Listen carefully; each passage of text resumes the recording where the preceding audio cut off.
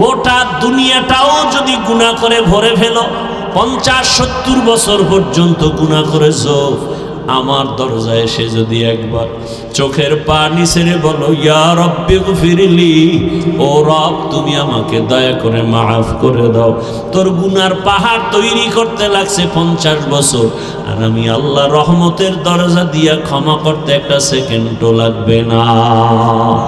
আতিনা ফি দারে দুনিয়া না হাসান, আতিনা ফি দারে উকবা না হাসান, ইয়া গিয়াসাল মুস্তাগীসিন ইহদিনা লিফতিখারা বিল উলুমে ওয়াল গিনা, হর গরিদে নেকো তু তৈয়ার হ্যায় জো না মাঙ্গে উসসে তু বেজার হে।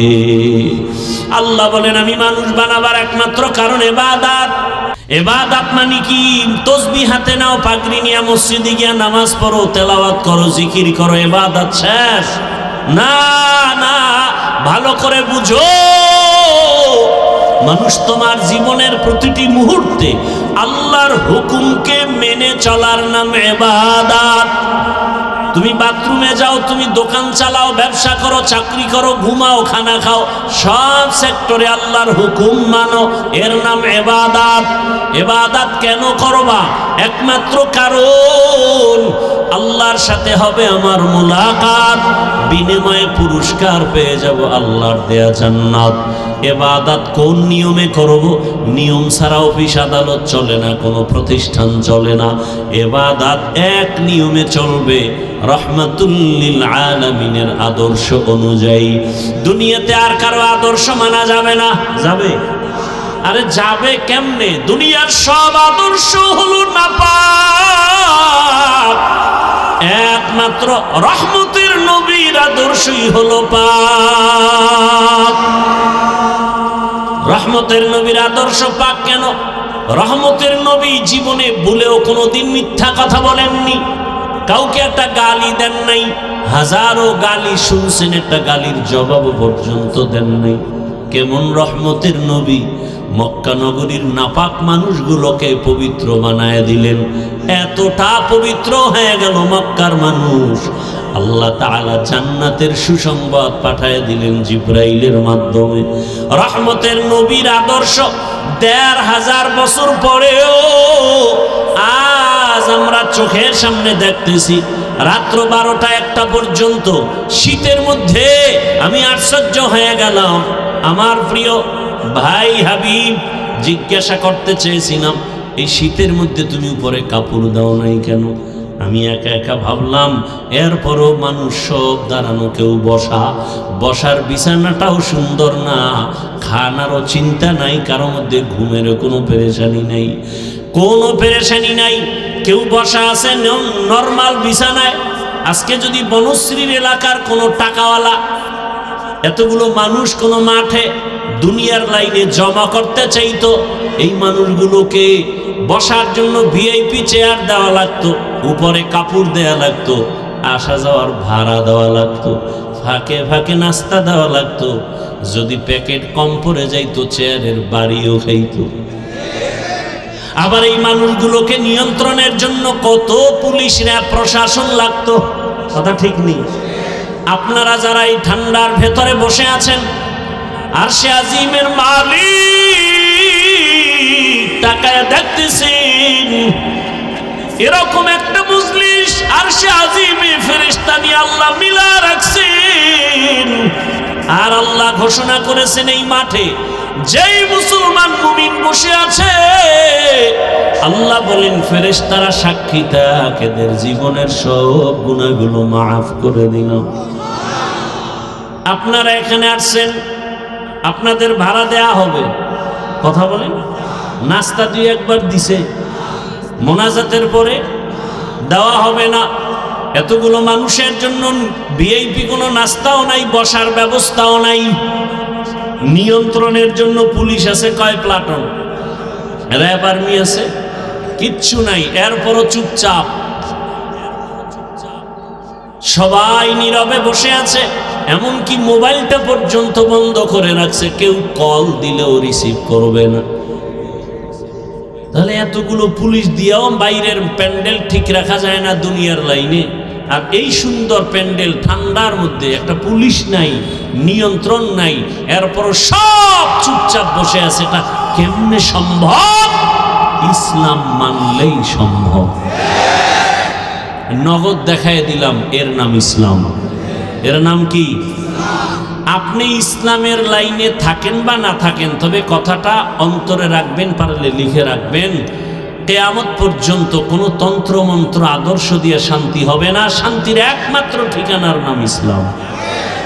আপনি মানলেও ইসলাম, না মানলেও ইসলাম। ইসলাম।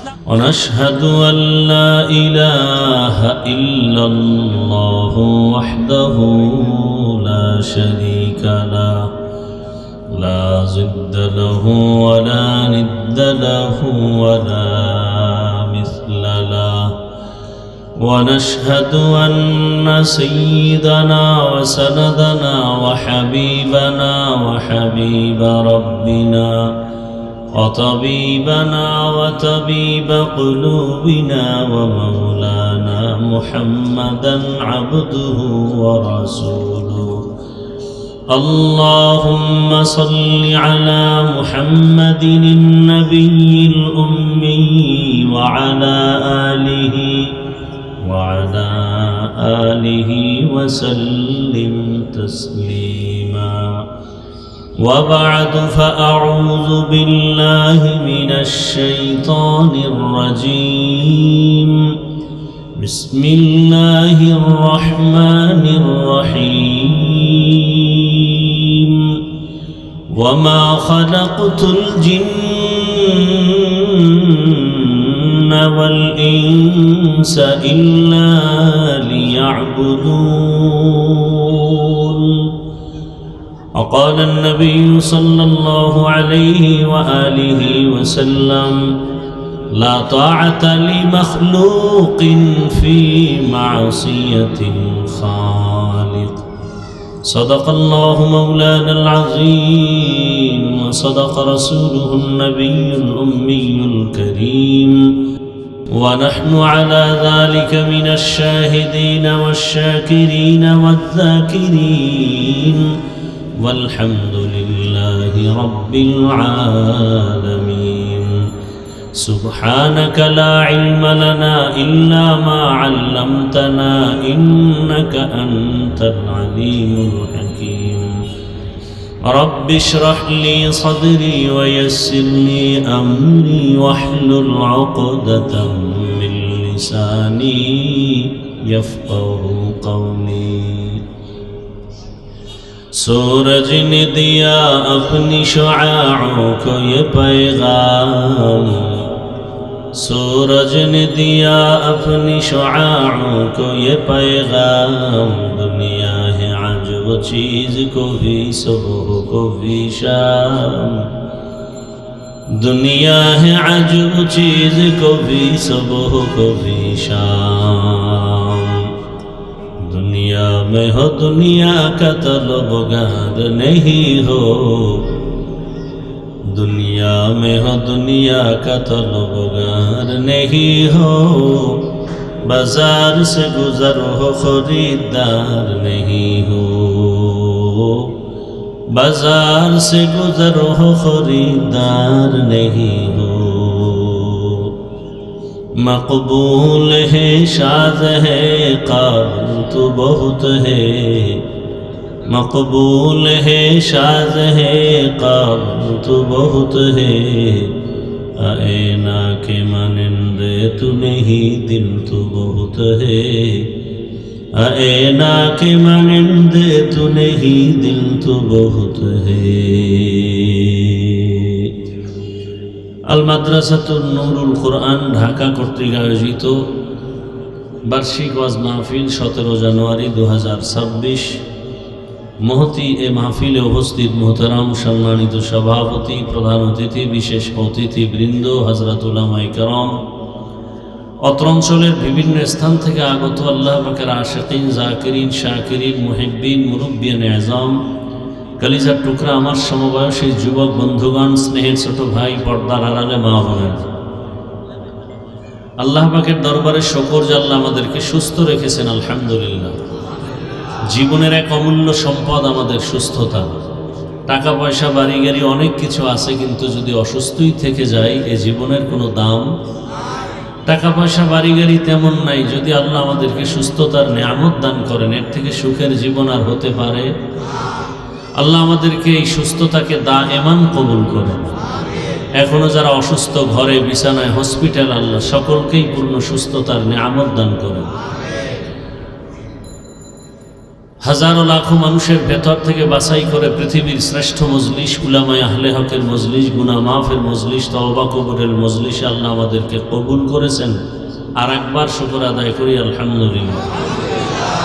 দরুদ ও সালাম সৈয়দুল মুরসালিন, রহমাতুল লিল আলামিন, শফিউল মুজনিবিন, খাতামুন নবিয়্যিন, সৈয়দুস সাকালাইন, ইমামুল মুরসালিন, হযরত মুহাম্মদুর রাসূলুল্লাহ সাল্লাল্লাহু আলাইহি ওয়া আলিহি ওয়াসাল্লামের উপর সর্বোপরি শুকর যাদের অক্লান্ত পরিশ্রমের মাধ্যমে আজ সুন্দর আয়োজন, সময়, পরামর্শ, অর্থ দিয়ে সার্বিক সহযোগিতা যারা করেছেন, প্রত্যেককে আল্লাহ পাক খেদমতের বরকতে দুনিয়াতে শান্তি, পরকালে মুক্তির ব্যবস্থা করে দিন। ভাই ইকো হয় কেন? উলামায়ে হযরত দীর্ঘ সময় আপনাদের এখানে আলোচনা করেছেন। আল্লাহ পাক উলামায়ে কেরামদের কথাগুলো সহি তরিকায় আমল করার তৌফিক দান করেন। উলামায়ে কেরামের ইজ্জতকে আল্লাহ বেশি বেশি বাড়ায় দেন। যারা চক্রান্ত করে আলেমদের বিরুদ্ধে, আল্লাহ তাদেরকে হেদায়াত দান করেন। পরিশেষে আমি আপনাদের দোয়া নিতে আসছি, খুব সংক্ষেপ দু চারটি কথা বলার নিয়তে। কোরআনে হাকিমের এক আয়াত, রসুলের এক হাদিস পড়েছে। ইখলাস রুহানিয়াতের সমন্বয়ে সহি নিয়তে, সহি তরিকায়, সহি কিছু কথা কোরআন সুন্নাহর আলোকে আমাকে বলার মতো, আপনাদেরকে শুনবার মতো রব্বুল আলামিন তৌফিক দান করেন। ওয়ামা খালাকতুল জিন্না ওয়াল ইনসা ইল্লা লিয়াবুদুন। আল্লাহ বলেন, আমি জিন ও ইনসানকে সৃষ্টি করি নাই, হ্যাঁ করেছি, একমাত্র ইবাদতের জন্য। নবীজি বলেন, লা তাআতা লি মাখলুকিন ফি মাসিয়াতিল খালিক।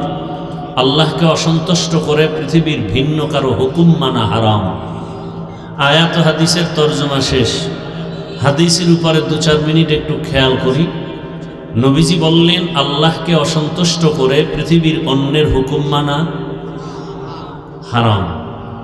প্রশ্ন এখানে কয়েকটা। 1 নম্বর কথা হলো, আল্লাহর হুকুমকে অমান্য করে কারা, এই লোকগুলোকে আমাদের চিনতে হবে।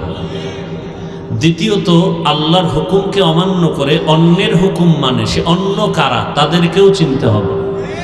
3 নম্বর কথা হলো, আল্লাহকে অসন্তুষ্ট করা যাবে না, দুনিয়ার অন্যকে বেজার করা যাবে, আল্লাহকে অসন্তুষ্ট করা যাবে না। কেন?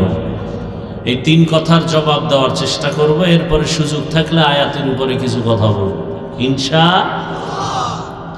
যেই মানুষগুলো আল্লাহর হুকুমকে অমান্য করে, ইসলামের বিরুদ্ধাচরণ করে, লাইনচ্যুত হয়ে যায়, এই মানুষগুলো এক কথায় জবাব, দুনিয়া লোভী, স্বার্থপর। দুনিয়া লোভী, সেটা হুজুরও হতে পারে, হুজুর ছাড়াও। এক কথায় পৃথিবীর সব মানুষ, যে কোনো মানুষ লাইনচ্যুত হয়ে যদি ইসলামের বিরুদ্ধে, কোরআনের বিরুদ্ধে, শরিয়াতের বিরুদ্ধে উল্টাপাল্টা পথ অবলম্বন করে, একমাত্র কারণ দুনিয়ার ভালোবাসা, দুনিয়ার লোভ। এ কারণে রাসূল ভিন্ন হাদিসে বলছেন, ক্বালান নবী সাল্লাল্লাহু আলাইহি ওয়া আলিহি ওয়াসাল্লাম, হুব্বুদ দুনিয়া রাসু কুল্লি খাতিআ। দুনিয়ার লোভ, ভালোবাসা সব ধ্বংসের কারণ। সব ধ্বংসের কারণ কি? দুনিয়ার লোভ। প্রত্যেকটা মানুষ দুনিয়ার লোভে পড়ে আখিরাত ভুলে যায়, এমনকি মানবতাটুকু ভুলে যায়। কিসের লোভে? আপনারা দেখেন, আমার দেশে এখন আর ইন্ডিয়া, আমেরিকা যেতে হবে না, সব উদাহরণ আমার সোনার বাংলা। সন্তান মাকে মেরে ফেলে, আছে না নাই? কিসের লোভ? দুনিয়ার লোভ। এই লোভ 3 প্রকার। কত প্রকার? হুব্বে যা, হুব্বে মাল, হুব্বে নিসওয়ান। সম্মান বা ক্ষমতার চেয়ারের লোভ। কিসের লোভ? ক্ষমতার চেয়ারের লোভ, দ্বিতীয় লোভ হলো সম্পদের লোভ, টাকার লোভ, তৃতীয় হলো যৌবনের লোভ। দুনিয়ার প্রতিটি মানুষ যদি দেখেন লাইনচ্যুত হয়ে যাচ্ছে এই তিন লোভের কোনো এক লোভে আক্রান্ত হয়েছে। ইতিহাস কোরআনে যাদেরটা আছে তো বিরল, ফেরাউন, নমরুদ, হামান, কারুন, সাদ্দাত। ফেরাউন ধ্বংস হলো কেন? ক্ষমতার চেয়ারের লোভ। কারুন ধ্বংস হলো কেন? টাকার লোভ। আমাদের দেশের তাসলিমা নাসরিন ধ্বংস হলো কেন? যৌবনের লোভ। কি এই তো শুধু এতটুকু না, এই মাঠের মধ্যে এই তিনোটা লোভে আক্রান্ত ব্যক্তি এখানে আছে না নেই? যারা তসবিহ হাতে নিয়ে দোয়া ইউনুস পড়তেছে ভোটের আগের রাত্রে বিক্রি হয়ে যাবে। কিসের লোভ? টাকার লোভ। কয় টাকা পাবে? বাজারে আপনাদের বনশ্রী কোনো এক বাজারে গেলে একটা ভালো মানের মুরগি কিনলে 800 থেকে 1000 টাকা দাম। ভালো মানের একটা ছাগল কিনলে কত? 15 থেকে। একটা গরু কিনলে 1 লাখ প্লাস। কথা ঠিক না? আর আমার সোনার বাংলার আশরাফুল মখলুকেরা ভোটের আগের রাত্রে বিক্রি হবে বাজার দরে 500 টাকা। তাহলে বোঝা গেল ছাগলের দামেও নাই। ছাগলের থেকেও খারাপ, এটা গরুর চেয়েও খারাপ, এটা কুত্তার চেয়ে খারাপ। দলিল চাও, দলিল নাও। সূরা আরাফ 9 পড়ো। ওয়ালাকাদ যারানা লিজাহান্নামা কাসীরাম মিনাল জিন্নি ওয়াল ইনস লাহুম কুলুবুন লা ইয়াফকাহুনা বিহা ওয়া লাহুম আ'য়ুনুন লা ইউবসিরুনা বিহা ولهم آذان لا يسمعون بها أولئك كالأنعام بل هم أضل أولئك هم الغافلون غرب سورة آدمی সাবুদে আহমদ বু জাহলো হামেক সাবুদে আদমীরা আদমিয়ত লাজিমাস উদরা গরবুনা বশদ হি জামাজ আদমিয়ত লাহমু শাহমু পুশতে নিস আদমিয়ত জুজরে যায় দুস্তেনি। আল্লাহ বলেন অধিকাংশ মানুষ জাহান্নামে যাবে। কম না বেশি? অধিকাংশ মানুষ জাহান্নামে যাবে। কেন? আল্লাহ বলেন আমি তাদের গবেষণা করার মতো কল্প দান করেছি, কিন্তু মানুষ গবেষণা করে না। গবেষণা করবে। এত সুন্দর আসমান কে সৃষ্টি করেছেন? এত সুন্দর মানুষ কে বানিয়েছেন? এত সুন্দর সূর্যের আলোকে দিতেছেন, চাঁদের আলোকে দিতেছেন। এত সুন্দর জমিন কে সৃষ্টি করেছেন? গবেষণা করে করে বান্দা ওই আল্লাহর কাছে মাথা নত করবে। বান্দা গবেষণা করে না। আমি আল্লাহ চোখ দিলাম দেখার জন্য, মা বাবারে মন ভরে দেখো সওয়াব হবে, দেখে না। আল্লাহর কোরআন খুলে খুলে তাকায় তাকায় দেখো সওয়াব। বান্দা কোরআন খুলে তাকায় দেখে না। আলেম দেখো সওয়াব। আল্লাহর কুদরত দেখো, বাইতুল্লাহ দেখো সওয়াব। বান্দা চোখ দিয়া আল্লাহর কোরআন দেখে না, বাইতুল্লাহ দেখে না, বরং রাতের বেলা দরওয়াজা জানালা বন্ধ করে মোবাইল সামনে নিয়ে সারা রাত গুনাহ দেখে কাটায়। আমি আল্লাহ এদেরকে কান দিলাম শোনার জন্য। কিসের আওয়াজ শুনবে? বলে আজানের আওয়াজ, তেলাওয়াতের আওয়াজ, উলামায়ে কেরামের আওয়াজ, ইসলামের আওয়াজ। কিন্তু বান্দা শুনে শুধু গানের আওয়াজ, গীবতের আওয়াজ, মিথ্যা আওয়াজ। আল্লাহ বলেন উলাইকা কাল আনআম, এরা চতুষ্পদ জন্তু, বাল হুম আদাল, আল্লাহ বলেন এই চতুষ্পদ জন্তু থেকেও তারা খারাপ। উলাইকা হুমুল গাফিলুন, তারা জাহান্নামী। পশু বিক্রি হয় টাকায়, অমানুষ বিক্রি হয় টাকায়, মানুষ কখনো টাকায় বিক্রি হতে পারে না। এই কারণেই তো ঝামেলা পৃথিবীতে। আপনারা জানা থাকলে বলেন তো, আল্লাহর ঘর মসজিদ থেকে দামি জায়গা কোনটা বলেন? আল্লাহর রাসূল বলেন ক্বালান নবী সাল্লাল্লাহু আলাইহি ওয়া আলিহি ওয়াসাল্লাম আহাব্বুল বিলাদি ইলাল্লাহি মাসাজিদুহা ওয়া আবগাদুল বিলাদি ইলাল্লাহি আসওয়াকুহা, জমিনের মধ্যে সবথেকে দামি জায়গা আল্লাহর ঘর মসজিদ, খারাপ জায়গা হলো বাথরুম। কি খারাপ জায়গা? কি মসজিদ এমন দামি জায়গা, যেই মসজিদের পাশে দিয়ে কোনো বিড়ি পান করনেওয়ালা গেলেও বিড়িটা ফেলে দেয়, টুপিহীন বান্দা গেলে টুপি তালাশ করে, ঠিক নেই?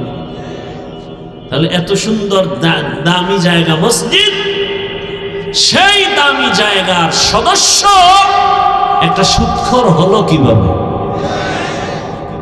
যেই সুদের গুনাহ, আপন মায়ের সাথে অল টাইম জিনার গুনাহ, সে কিভাবে আল্লাহর ঘরের সদস্য হয়? আপনাদের কারণে হয়। আপনারা আবার তার থেকে টাকা খাইছেন না ভোটের আগে, 500 টাকায় বিক্রি হয়ে গেছেন। কিছুদিন পরে দেখে মেয়ের উপরে হামলা, স্ত্রীর চরিত্রের উপরে হামলা, চিৎকার দেয়, বলে খবরদার চিৎকার দিবি না, 500 টাকায় সব কিনে নিছি না। চিল্লাও কেন? কথা বলেন না কেন? জনগণ যদি হারামি হয়, নেতাও হারামি হয়।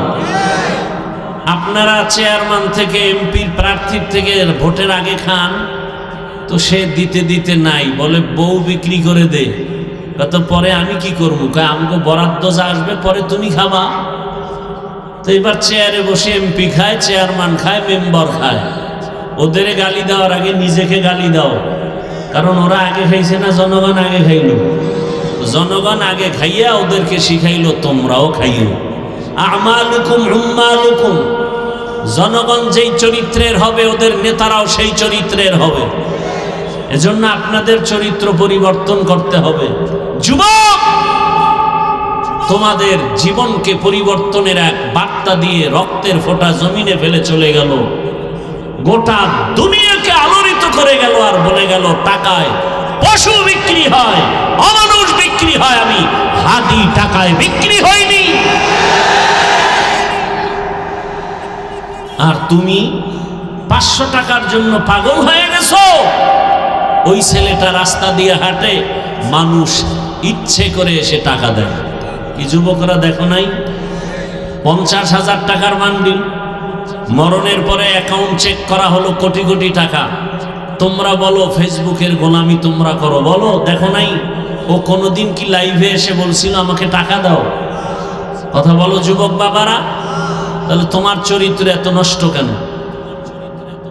সারা রাত মোবাইলে অপরাধ করবে, এমবি নাই। কোথায় পাবে এমবি? চিন্তা ভাবনা করলো অনেকক্ষণ, কই পাই টাকা, কই এমবি। সিদ্ধান্ত নিল এক পর্যায়ে মায়ের মানিব্যাগ, বাবার মানিব্যাগ চুরি করবো। তাই করলো। মা বাবা তোমাকে কথাগুলো বলতে ভয় পায়, কারণ তুমি যদি মা বাবাকে মারো, আমার সোনার বাংলা তো সেই সংস্কৃতি চলতেছে, সন্তান মাকে মারে, ছাত্র শিক্ষককে মারে। যেই সন্তান মা বাবাকে ভয় পাবে, এখন উল্টো মা বাবা সন্তানকে ভয় করবে। শিক্ষককে ছাত্র ভয় করবে, আর এখন শিক্ষক ছাত্রকে ভয় করে। আবার সে কুলাঙ্গারেরা বন্ধুদের সাথে গর্ব করে বলে, জানো আমার আব্বু আম্মু না আমাকে অনেক ভয় করে। বলে না? বলে না? ভালো করে লিখো, ঘরের দরওয়াজায় বাধাই করে টানায় রাখো। একটা মা সন্তানকে ভয় করতে পারে না, বরং ভালোবাসার আঙ্গিকে কপালে চুমু খাবে। কিন্তু সেই মা কখন সন্তানকে ভয় পায়? কোন সন্তানকে ভয় পায়? সমাজের চরিত্রহীনা বেয়াদব সন্তানকেই মা বাবা ভয় পায়। একটা শিক্ষক ওই ছাত্রকে ভয় পায় যেই ছাত্র পুরা প্রতিষ্ঠানের মধ্যে চূড়ান্ত চরিত্রহীন আর বেয়াদব। ভদ্র নম্র চরিত্রবান সন্তানকে কোনোদিন মা বাবা ভয় পায় না, শিক্ষকেও ভয় পায় না। তো তোমার চরিত্র এত নষ্ট, মনে হয় মা বাবা বলতে চায় চাকার তলে পড়ে এত মানুষ মরে, আমার চরিত্রহীনটা মরে না কেন?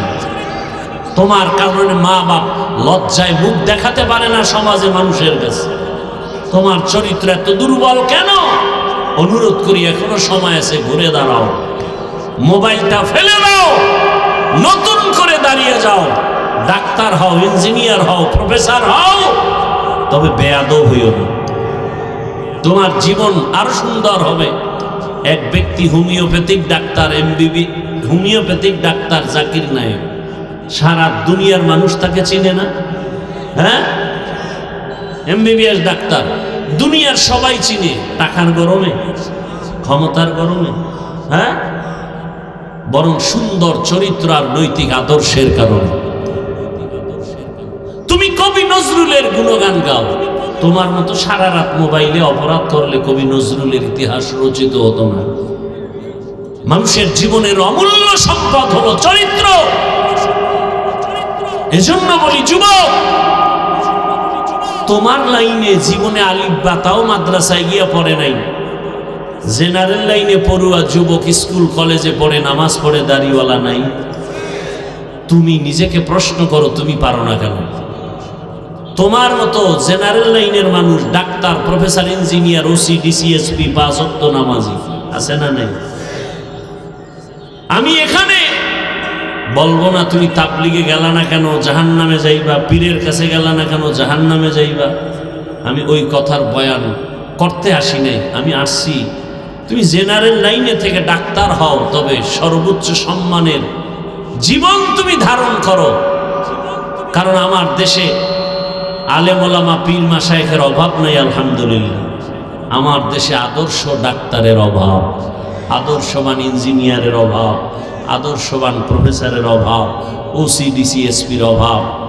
আজ আমার দেশের থানা জেলার সব ওসি, ডিসি, এসপি মহোদয় সব যদি 5 ওয়াক্ত নামাজি হতো, কোরআনের বয়ান চলতো সারা দেশে, কোনো সুদখোর থেকে অনুমতি নেওয়ার কোনো প্রয়োজন হতো না। ওয়াজ করবে, কোরআনের বয়ান করব, মানুষকে আবার অনুমতি নিতে হবে।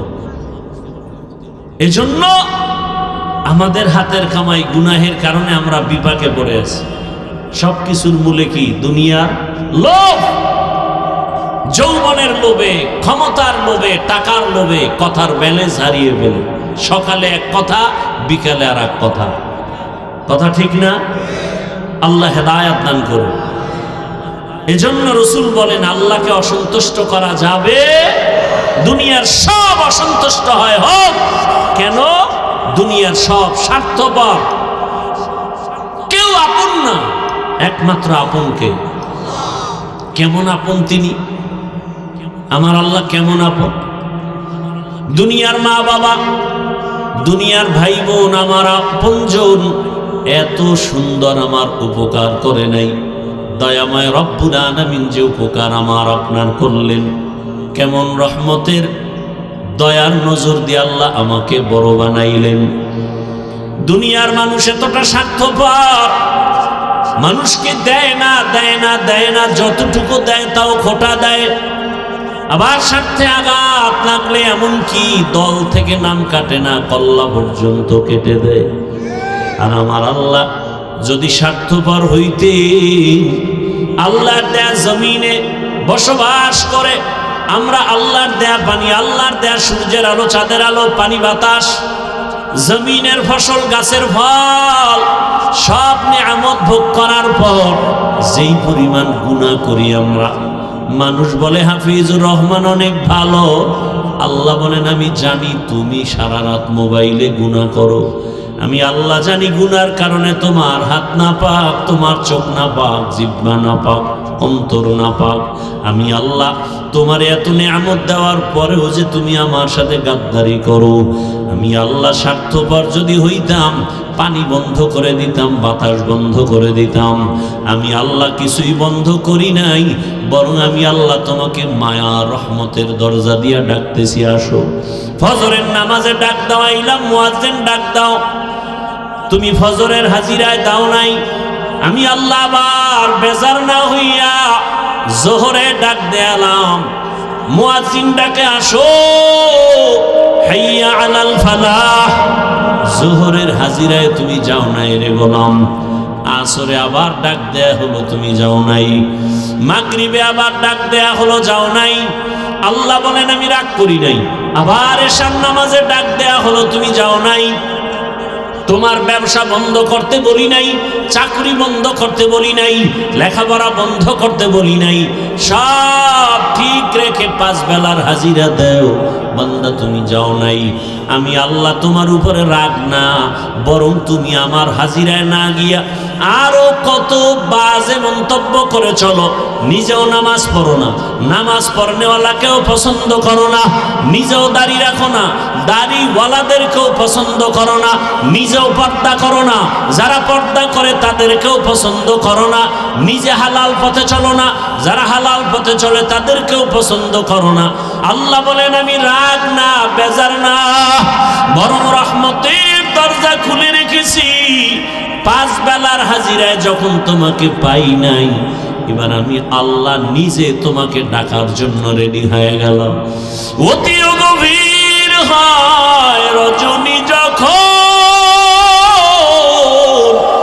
নীরবে প্রভুর নাম জপিও তখন। প্রভুর করুণা যদি পাইবারে চাও, গভীর রাতে উঠে প্রভুর গুণগান গাও। এমন একটা রাত নাই যে রাতের শেষ ভাগে আমার আল্লাহ প্রথম আসমানে আসেন না। আল্লাহ ডাকেন বান্দাকে নেওয়ার জন্য না দেওয়ার জন্য। আলাম মুস্তাগফিরিন ফাগফির আলাহ।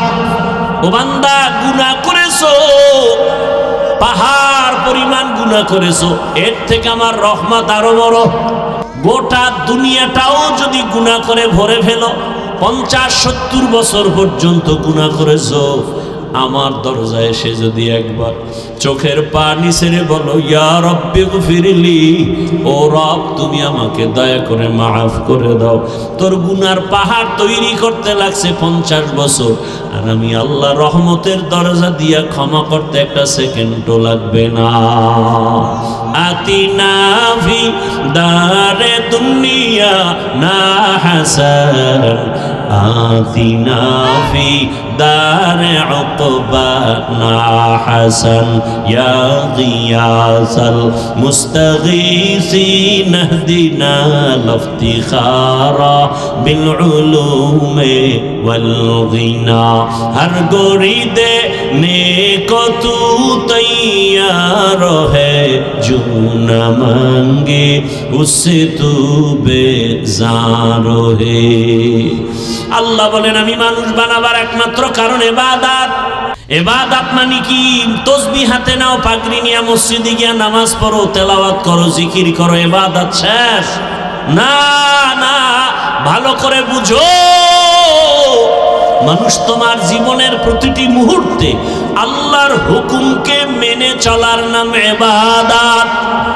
তুমি বাথরুমে যাও, তুমি দোকান চালাও, ব্যবসা করো, চাকরি করো, ঘুমাও, খানা খাও, সব সেক্টরে আল্লাহর হুকুম মানো, এর নাম ইবাদত। ইবাদত কেন করবা? একমাত্র কারণ আল্লাহর সাথে হবে আমার মুলাকাত, বিনিময়ে পুরস্কার পেয়ে যাব আল্লাহর দেয়া জান্নাত। ইবাদত কোন নিয়মে করব? নিয়ম ছাড়া অফিস আদালত চলে না, কোনো প্রতিষ্ঠান চলে না। ইবাদত এক নিয়মে চলবে, রহমাতুল লিল আলামিনের আদর্শ অনুযায়ী। দুনিয়াতে আর কারো আদর্শ মানা যাবে না। যাবে? আরে যাবে কেমনে? দুনিয়ার সব আদর্শ হলো নাপাক, একমাত্র রহমতের নবীর আদর্শই হলো পাক। রহমতের নবীর আদর্শ পাক কেন? রহমতের নবী জীবনে ভুলেও কোনোদিন মিথ্যা কথা বলেননি, কাউকে একটা গালি দেন নাই, হাজারো গালি শুনছেন, একটা গালির জবাব পর্যন্ত দেন নাই। কেমন রহমতের নবী! মক্কা নগরীর নাপাক মানুষগুলোকে পবিত্র বানায় দিলেন। এতটা পবিত্র হয়ে গেল মক্কার মানুষ, আল্লাহ তাআলা জান্নাতের সুসংবাদ পাঠায় দিলেন জিব্রাইলের মাধ্যমে। রহমতের নবীর আদর্শ ১৫০০ বছর পরেও আজ আমরা চোখের সামনে দেখতেছি। রাত্র ১২টা-১টা পর্যন্ত শীতের মধ্যে আমি আশ্চর্য হয়ে গেলাম। আমার প্রিয় ভাই হাবিব জিজ্ঞাসা করতে চেয়েছিলাম, এই শীতের মধ্যে তুমি উপরে কাপড় দাও নাই কেন? আমি একা একা ভাবলাম, এরপরও মানুষ সব দাঁড়ানো, কেউ বসা, বসার বিছানাটাও সুন্দর না, খানারও চিন্তা নাই, কারোর মধ্যে ঘুমেরও কোনো পেরেশানি নাই, কোনো পেরেশানি নাই। কেউ বসা আছে নর্মাল বিছানায়। আজকে যদি বনশ্রীর এলাকার কোনো টাকাওয়ালা এতগুলো মানুষ কোনো মাঠে দুনিয়ার লাইনে জমা করতে চাইতো, এই মানুষগুলোকে বসার জন্য ভিআইপি চেয়ার দেওয়া লাগতো, উপরে কাপড় দেওয়া লাগতো, আসা যাওয়ার ভাড়া দেওয়া লাগতো, ফাঁকে ফাঁকে নাস্তা দেওয়া লাগতো। যদি প্যাকেট কম পড়ে যাইতো চেয়ারের বাড়িও খাইতো। আবার এই মানুষগুলোকে নিয়ন্ত্রণের জন্য কত পুলিশ, র্যাব, প্রশাসন লাগতো। কথা ঠিক নেই? আপনারা যারা এই ঠান্ডার ভেতরে বসে আছেন, আরশে আজিমের মালিক তাকায় দেখতেছেন, এরকম একটা মজলিস আরশে আজিমে ফেরেশতা নিয়ে আল্লাহ মিলা রাখছেন। আর আল্লাহ ঘোষণা করেছেন, এই মাঠে যেই মুসলমান মুমিন বসে আছে, আল্লাহ বলেন ফেরেশতারা সাক্ষী থাক, এদের জীবনের সব গুনাহগুলো মাফ করে দিল। আপনারা এখানে আসছেন, আপনাদের ভাড়া দেয়া হবে, কথা বলেন, নাস্তা দুই একবার দিছে, মোনাজাতের পরে দেওয়া হবে না। এতগুলো মানুষের জন্য ভিআইপি কোনো নাস্তাও নাই, বসার ব্যবস্থাও নাই। নিয়ন্ত্রণের জন্য পুলিশ আছে কয় প্লাটুন, র্যাব আর্মি আছে, কিচ্ছু নাই। এরপরও চুপচাপ সবাই নীরবে বসে আছে। এমনকি মোবাইলটা পর্যন্ত বন্ধ করে রাখছে, কেউ কল দিলেও রিসিভ করবে না। তাহলে এতগুলো পুলিশ দিয়েও বাইরের প্যান্ডেল ঠিক রাখা যায় না দুনিয়ার লাইনে। আর এই সুন্দর প্যান্ডেল ঠান্ডার মধ্যে একটা পুলিশ নাই, নিয়ন্ত্রণ নাই, এরপর সব চুপচাপ বসে আছে। এটা কেমনে সম্ভব? ইসলাম মানলেই সম্ভব। নগদ দেখায় দিলাম, এর নাম ইসলাম। এর নাম কি? আপনি ইসলামের লাইনে থাকেন বা না থাকেন, তবে কথাটা অন্তরে রাখবেন, পারলে লিখে রাখবেন। কিয়ামত পর্যন্ত কোনো তন্ত্র মন্ত্র আদর্শ দিয়ে শান্তি হবে না। শান্তির একমাত্র ঠিকানার নাম ইসলাম। আপনি মানলেও ইসলাম, না মানলেও ইসলাম। ইসলাম যতদিন পর্যন্ত জমিনে পরিপূর্ণরূপে রসুলের আদর্শ অনুযায়ী কায়েম হবে না, ততদিন পর্যন্ত এই দেশও ঠান্ডা হবে না, জাতিও শান্ত হবে না, কোনোদিন হবে না। ইসলাম কি বলে? দুজন যখন একত্রিত হও, কি দাও? সালাম। সালাম মানে কি? শান্তি।